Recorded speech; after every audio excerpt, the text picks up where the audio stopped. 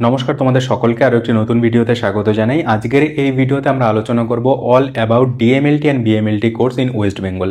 West বেঙ্গলে DMLT এবং BMLT course করার জন্য কি এন্ট্রান্স এক্সাম দিতে হয়, এলিজিবিলিটি কি থাকতে হয়, সিলেবাস কি পড়তে হয়, course duration and fees structure কত, স্যালারি কি, ফিউচার স্কোপ কি রয়েছে, government job, private job, advantage এবং ডিসঅ্যাডভান্টেজ, কিছু অ্যাডভান্টেজ এবং ডিসঅ্যাডভান্টেজও কিন্তু রয়েছে এই ডিএমএলটি বিএমএলটি কোর্সের।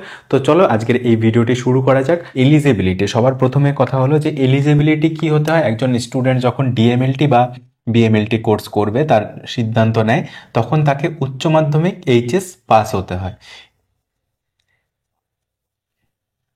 এইচএস পাস আউট স্টুডেন্ট সে ডিএমএলটি এবং বিএমএলটি কোর্স করতে পারে সরকারিভাবে, কিন্তু তার সঙ্গে সায়েন্স থাকতে হবে। সায়েন্সের সঙ্গে ফিজিক্স, কেমিস্ট্রি, বায়োলজি এই তিনটে সাবজেক্ট যেন উচ্চ মাধ্যমিকে থাকে, তাহলে সে ডিএমএলটি এবং বিএমএলটি কোর্স করার জন্য এলিজিবল। এবং 50% মার্কস কিন্তু অবশ্যই থাকতে হবে উচ্চ মাধ্যমিকে ফিজিক্স, কেমিস্ট্রি, বায়োলজিতে মিনিমাম এলিজিবিলিটি। এবার এন্ট্রান্স এক্সাম কি দিতে হয় ডিএমএলটি এবং বিএমএলটি কোর্স করার জন্য? দুটোতেই কিন্তু পাস আউট হতে হবে, 50% মার্কস থাকতে হবে এবং ফিজিক্স, কেমিস্ট্রি, বায়োলজি নিয়ে তাকে উচ্চ মাধ্যমিক পাশ করতে হবে। ডিএমএলটি এবং বিএমএলটি কোর্সের ক্ষেত্রে কিন্তু সেম এলিজিবিলিটি। এবার এন্ট্রান্স এক্সাম কি ডিএমএলটি করার জন্য?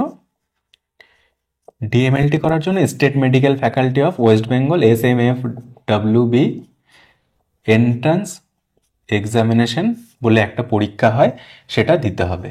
এখানে ফিজিক্স, কেমিস্ট্রি এবং বায়োলজি থেকে টোটাল 100 নম্বরের প্রশ্ন হয়। তো state medical faculty of West বেঙ্গলের এন্ট্রান্স এক্সাম দিলে তারপরে সে ডিএমএলটি কোর্স করতে পারবে এবং প্যারামেডিকেলের বিভিন্ন কোর্সগুলো করতে পারবে। আর বিএমএলটি করার জন্য জেনপাস ইউজি দিতে হবে। জেনপাস ইউজি, এই পরীক্ষাটা দিলে, জেনপাস ইউজি দিলে, তাহলে সে বিএমএলটি করতে পারবে গভর্নমেন্ট এবং প্রাইভেট ইনস্টিটিউট থেকে, যেটা West Bengal university of health science recognise.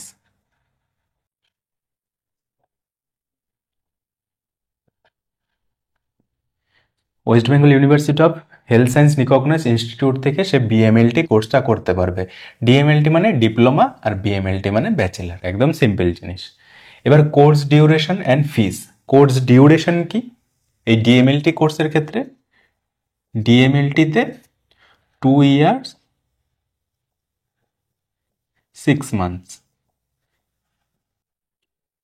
2 বছর কি ফার্স্ট ইয়ার এবং সেকেন্ড ইয়ার পড়াশোনা করতে হবে এবং লাস্ট 6 months ইন্টার্নশিপ করতে হবে। এই ইন্টার্নশিপ করার পরে তারপরে কিন্তু ডিএমএলটি কোর্সটা কমপ্লিট হয়ে যাবে 2 বছর 6 মাসে। আর বিএমএলটি কোর্সের জন্য 3 years 6 months।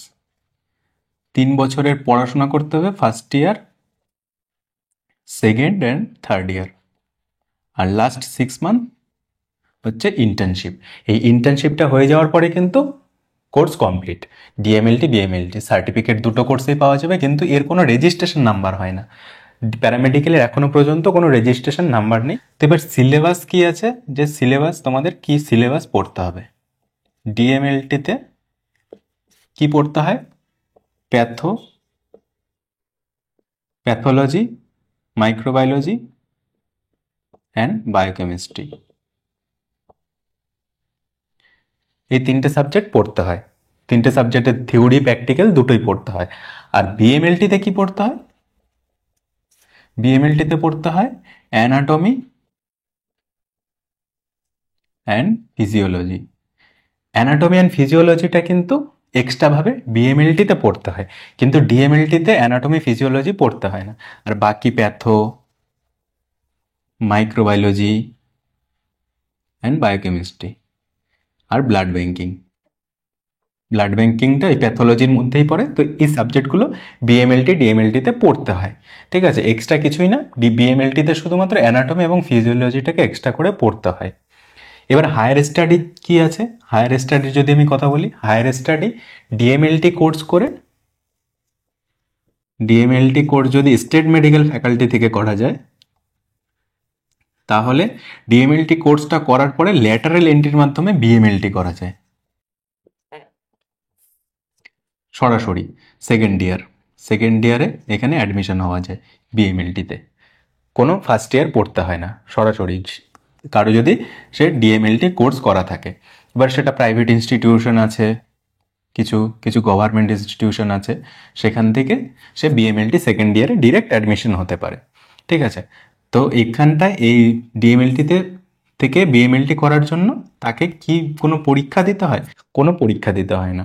তাহলে কিভাবে অ্যাডমিশনটা হয়? অ্যাডমিশনটা হয় হচ্ছে ডিএমএলটিতে যে নাম্বার পাবে first year and second year, দুটো নাম্বার ক্যালকুলেট করে তারপরে সে যে মেরিট হয় সেই মেরিট অনুযায়ী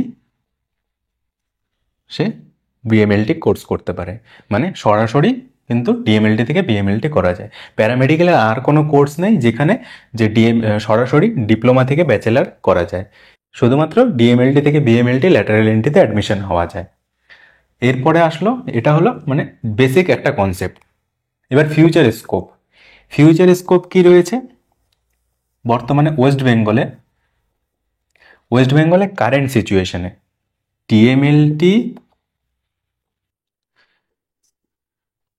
ডিএমএলটি অ্যান্ড বিএমএলটি কিন্তু সেম কারেন্ট সিচুয়েশন, কিন্তু ডিএমএলটি হচ্ছে একটা ডিপ্লোমা ডিগ্রি কোর্স, বিএমএলটি হচ্ছে একটা ব্যাচেলার ডিগ্রি কোর্স। কিছু কিছু ক্ষেত্রে আমরা দেখতে পাচ্ছি যে বিএমএলটিকে কিন্তু বেশি প্রায়োরিটি দেওয়া হচ্ছে কারেন্টলি। তাহলে কি ডিএমএলটি করাটা ঠিক না? বিএমএলটি করাটা ঠিক? অবশ্যই ডিএমএলটি করাটা ঠিক যাদের এজ বেশি হয়ে গেছে, যারা ইয়ার গ্যাপ রয়েছে অনেকগুলো, বা যারা ড্রপার স্টুডেন্ট আছে, বা যাদের অলরেডি গ্র্যাজুয়েশন কমপ্লিট করা হয়েছে, তাদের জন্য ডিএমএলটি করাটা বেস্ট। তারপরে যদি সে সময় পায় তাহলে সে বিএমএলটিটা করে নিতে পারবে। তো এটা একটা অপরচুনিটি রয়েছে। ঠিক আছে, আর ফিসের ব্যাপারটা যেটা, যে ফিস কত টাকা লাগে সেটা বলা হলো না। যে ফিসটা হচ্ছে এখানটায় এই স্টেট মেডিকেল ফ্যাকাল্টিতে কিন্তু 40,000 টাকা, 40K, 40,000 টাকা লাগে পড়াশোনা করতে ফিস। আর জেনপাস ইউজি থেকে যদি তুমি গভর্নমেন্ট থেকে পড়ো তাহলে তো খুবই কম টাকা লাগে। তো গভর্নমেন্টের অ্যাকচুয়াল ফিসটা আমার জানা নেই, কিন্তু প্রাইভেটে যদি তুমি করো তাহলে ধরে রাখো অ্যাবাউট ওই ম্যাক্সিমাম 4 lakhs লাগে না, ওই 3 lakhs-এর মধ্যে কমপ্লিট হয়ে যায়। আর যদি ল্যাটারালি করো তাহলে প্রাইভেটে ওই 2 lakhs-এর মতন লাগে প্রাইভেটে করলে। আর তাহলে এবার গভর্নমেন্ট জবও কিন্তু এখন যেটা বললাম, যে গভর্নমেন্ট জবের জন্য কিন্তু এখন অনেক কম্পিটিশন রয়েছে। তাহলে গভর্নমেন্ট জব কি পাওয়ার চান্সেস নেই? তো দেখো, গভর্নমেন্ট জব পাওয়ার জন্য কিন্তু ডিএমএলটি অ্যান্ড বিএমএলটি এবং বিএমএলটি থেকে গভর্নমেন্ট জব পাওয়া যায় কোথায় কোথায়? WBHRB-র মাধ্যমে। WBHRB অর্থাৎ ওয়েস্ট বেঙ্গল হেলথ রিক্রুটমেন্ট বোর্ডের আন্ডারে পার্মানেন্ট রিক্রুটমেন্ট হয় এবং WB হেলথের আন্ডারে কিছু কন্ট্রাকচুয়াল রিক্রুটমেন্ট হয়। তো এরকমভাবে কিন্তু ডিএমএলটি এবং বিএমএলটিতে চাকরি পাওয়া যায়। ঠিক আছে, এবার প্রাইভেট জব কোথায় কোথায় হয়? প্রাইভেট ল্যাবে হয়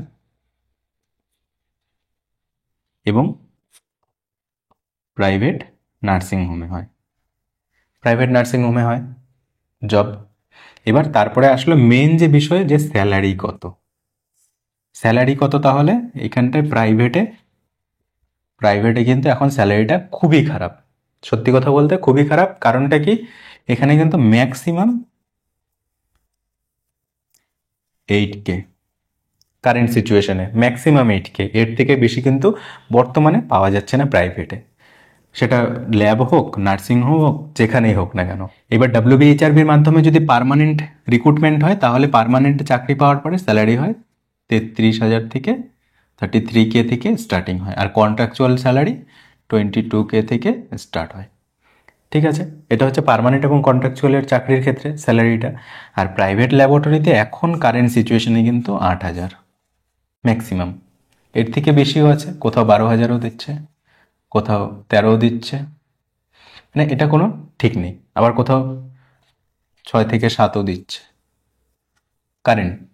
কারণ এত স্টুডেন্ট ডিএমএলটি বিএমএলটি কোর্স করা স্টুডেন্টের সংখ্যা বর্তমানে প্রচুর রয়েছে। সেই জন্য কিন্তু আমরা যে লাস্ট পয়েন্টটা বানিয়েছি যে অ্যাডভান্টেজ এবং ডিসঅ্যাডভান্টেজ। অ্যাডভান্টেজ তাহলে কি, যে তুমি ডিএমএলটি কোর্সটা করার পরে তোমার কিন্তু অনেক অপরচুনিটি রয়েছে। অপরচুনিটি বলতে কি, যে ল্যাব কিন্তু ম্যাক্সিমাম জায়গায় রয়েছে, সেটা প্রাইভেট ল্যাব হোক গভর্নমেন্ট ল্যাব হোক। ডিসঅ্যাডভান্টেজ বলতে কি, যেহেতু স্টুডেন্টের সংখ্যা অনেক বেশি, স্টুডেন্টের সংখ্যা কিন্তু অনেকটাই বেশি, সেই জন্য কিন্তু ডিসঅ্যাডভান্টেজ এই ডিএমএলটি কোর্সের বর্তমানে আমরা বলতে পারছি। কিন্তু এই যে ডিসঅ্যাডভান্টেজ, এইটা কিন্তু বিগত 2-3 বছর থেকে 2 থেকে 3 বছর ধরে আমরা এই ডিসঅ্যাডভান্টেজটা দেখতে পাচ্ছি। কারণ কি, কোনো রিক্রুটমেন্ট এখনো হচ্ছে না। কারণ আজকে আমি তোমাকে ভিডিও বানিয়ে বলে দিলাম যে পড়ে নাও ভালোভাবে, এই সমস্ত কিছু কিন্তু জানা উচিত একজন স্টুডেন্ট চাকরি হচ্ছে কি হচ্ছে না এই ফিল্ডে, কারণ এটা একটা প্রফেশনাল কোর্স। এই কোর্সটা করে সবাই একটা কাজ করবে। তো এবার রিক্রুটমেন্ট হচ্ছে কি না হচ্ছে না, প্রাইভেটে স্যালারি কত দিচ্ছে, এই সমস্ত কিছু কিন্তু জানা উচিত। তো এবার ডিসঅ্যাডভান্টেজের মধ্যে কিন্তু এই রিক্রুটমেন্ট প্রসেসটা যেহেতু আটকে রয়েছে, সেই জন্য কিন্তু প্রচুর স্টুডেন্ট এখন এমনি প্রাইভেট ল্যাবে কাজ করছে। সেই জন্য এত কম্পিটিশনের জন্য প্রাইভেট জায়গাগুলোতেও কিন্তু স্যালারি কমিয়ে দিয়েছে। আর গভর্নমেন্ট রিক্রুটমেন্টে যদি কন্ট্রাকচুয়ালে হয় তাহলে 22,000 থেকে শুরু হয়, আর পার্মানেন্ট যখন WBHRBর মাধ্যমে রিক্রুটমেন্ট হবে তখন 33,000 থেকে 34,000 টাকা থেকে শুরু হয়। আর এবার এটা হচ্ছে ওয়েস্ট বেঙ্গলের সিনারিও। এবার ওয়েস্ট বেঙ্গলে কিন্তু এই চাকরি, government job, future scope, syllabus, entrance exam এরকমভাবে কিন্তু ওয়েস্ট বেঙ্গলের জন্য রয়েছে। এবার তুমি যদি অল ইন্ডিয়া লেভেলে দেখতে যাও তাহলে কিন্তু তুমি ডিএমএলটি থেকেও এলিজেবল, বিএমএলটি থেকেও এলিজেবল। কিন্তু সেন্ট্রাল গভর্নমেন্টের দেখা যাচ্ছে যে বিএমএলটিটা বেশি প্রায়োরিটি পাচ্ছে, আর ডিএমএলটিটা কিন্তু যদি বিএমএলটি হয় ল্যাব টেক, আর ডিএমএলটি হচ্ছে ল্যাব অ্যাসিস্ট্যান্ট। ডিএমএলটি হচ্ছে ল্যাব অ্যাসিস্ট্যান্ট, ঠিক আছে। এটা হচ্ছে সেন্ট্রাল গভর্নমেন্টের ক্ষেত্রে, সেন্ট্রাল গভর্নমেন্টের জবের জন্য। কিন্তু তুমি এলিজেবল, ওয়েস্ট বেঙ্গল থেকে যদি ডিএমএলটি বিএমএলটি করো তুমি কিন্তু অল ওভার ইন্ডিয়াতে তুমি এলিজেবল। যে কোনো চাকরির পরীক্ষার জন্য, যে কোনো কম্পিটিটিভ এক্সামের জন্য তুমি ডিএমএলটি এবং বিএমএলটি থেকে এলিজেবল। তো তোমার যদি মনে হয় যে তুমি ডিএমএলটিটা না করে বিএমএলটি করতে পারবে, হায়ার স্টাডিটা করে রাখতে পারবে, তাহলে সবচেয়ে ভালো হয় যদি তোমার হাতে সময় থাকে এবং তুমি যদি মেডিকেল ল্যাবরেটরি টেকনোলজি ফিল্ডে তোমার কেরিয়ার বানাতে চাও, তো তুমি বিএমএলটিটাকে করতে পারো। তো চলো আজকের ভিডিওটা এখানেই শেষ করছি। তোমাদের যদি কিছু প্রশ্ন থাকে তাহলে অবশ্যই কমেন্টে জানাবে। Thank you.